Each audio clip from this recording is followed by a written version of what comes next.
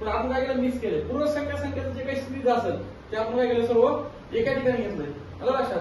Complete the series मध्ये. मग एक गोष्ट लक्षात घ्या, बाबा इथं जर ह्या 27 म्हणजे मला 29 आणायचे, काहीतरी करायला लागलं का नाही? ह्या 27 मला कसं तरी 29 आणायचे, किंवा मी 29 मधून 41 वजा केले, 17 येतात का? नाही येत ना. म्हणजे जिथं आपलं डोकं बंद पडलं, काय सांगितलं, जिथं आपलं डोकं बंद पडलं तिथं एकच गोष्ट करायची, छोटी संख्या पहिली बाहेर काढायची. काय म्हटलं? छोटी संख्या पहिली बाहेर काढायची. मग मला सांगा, याच्यामध्ये सर्वात छोटी संख्या कुठली रे? 17. कुठली रे? 17. आलं लक्षात? सर जिथं डोकंच बंद पडलं, कामच करीन ना डब्यामध्ये, बेरीज करू का वजाबाकी करू का काय करू, काय करायचं, सर्वप्रथम छोटी संख्या काढायची, त्याच्यानंतर तिच्यापेक्षा मोठी काढायची. काय करायची? तिच्यापेक्षा मोठी. किती रे भाऊ? 19. त्याच्यानंतर त्याच्यापेक्षा मोठी कुठली?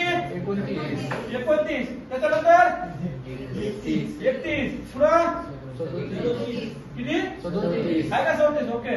त्याच्यानंतर त्याच्यानंतर पुढं 43. आलं लक्षात?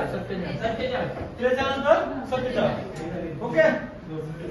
सर आता मी सर्व संख्या बाहेर काढल्या. काय म्हणलं? मी आता सर्व संख्या बाहेर काढल्या. पण सर इथं क्वेश्चन मार्क इथं दिलाय.